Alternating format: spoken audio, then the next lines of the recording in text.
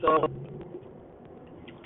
I think this is my opinion, and I think that this will contribute. He's the best Batman, the best actor who's ever played Batman. Um, this is my top five in no particular order. I would say, probably, I mean, obviously, Christian Bale, right? Ben Affleck, most recent one. Adam West, Adam West, Michael Keaton, and Val Kilmer. I think those are the top five. So I'll list why I think that they are in the top five. I'll go, and that will rank them. So the bottom, I'll start with Val Kilmer. So I don't really leave Val Kilmer. I thought he was a decent Batman. He definitely proved some of the darkness and, psychology, the kind of torture he was going through with himself, the certain scenes. Obviously his parents died. Everybody knows why Batman's crazy. His parents died. But I think it's obviously a different time, so it's kind of hard to knock it. But I will say director Joe Schumacher did a very good job in terms of he made it too lighthearted, in a way too lighthearted, too colorful. Jim Carrey and Two-Face, if the name of the actor, weren't like, you weren't scared of them. Like, it was a joke, and even Joe Schumacher said himself, the director, that he just wanted to entertain them. And I just don't like the suits were just didn't like them. So the tone, didn't like the tone of the movie. Make Batman black heart just doesn't work. The suit, it's part of Batman, right, so that doesn't work. And also, this is back then, so obviously different time now, but Val Kilmer, he didn't have a body for it. He had like average body, just, decent shapes. Obviously, what was big back then probably different than now, and he didn't have the look. He was a good-looking, handsome guy, but I pictured Batman being somewhat kind of like a tall, dark, handsome look. Somewhat like James Bond. A darker complexion, dark hair, and Val Kilmer was pretty much like a blonde blue guy, and just didn't. I'm not saying that Bruce would never be that. If you're great, if you're good, you're good. So obviously that doesn't matter. But if you're asking me, that's what I prefer to be. But not to say that if for example, look at James Bond, Daniel Craig, he's the best James Bond ever, but he didn't do what was in the James Bond novels, the tall, dark, and handsome. Didn't that? Okay, so that was Val Kilmer. Let's go. Next. Adam West. Adam West, I have to put him in the top five, even though it was a completely different time. It was spoof he did have tall, dark, handsome look in that. It was, for the time, it was a great, like Frank said, at the time, it was a great version. But it didn't capture Hopkins' original idea that Batman was a dark character.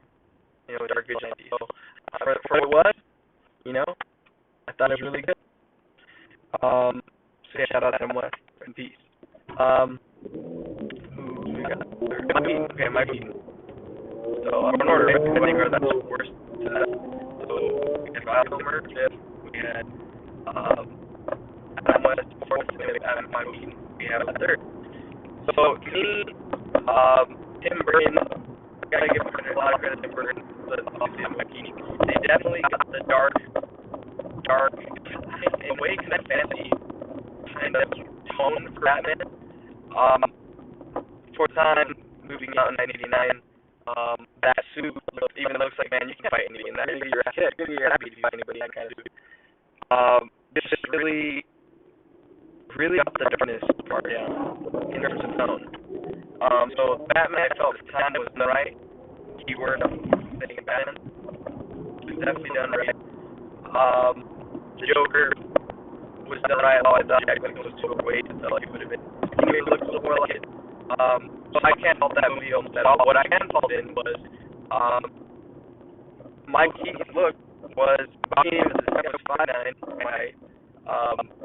Curly hair, receding hairline. It didn't look like Bruce Wayne to me. Just looked like typical, not a very intimidating. So you definitely, it's not a very intimidating figure. So, yeah, a lot of good things from. Love the Batmobile, love Batwing. Like the tone a lot.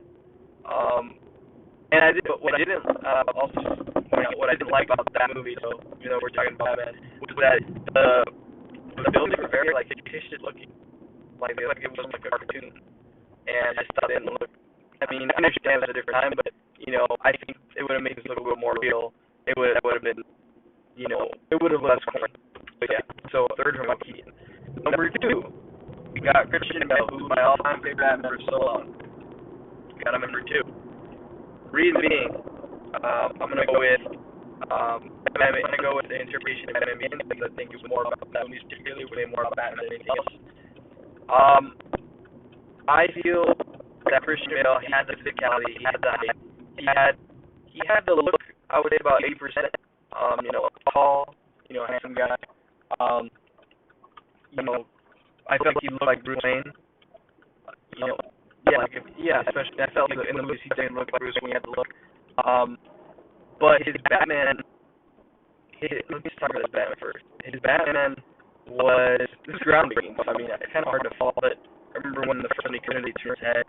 So obviously they affect you when you're fighting, criminals.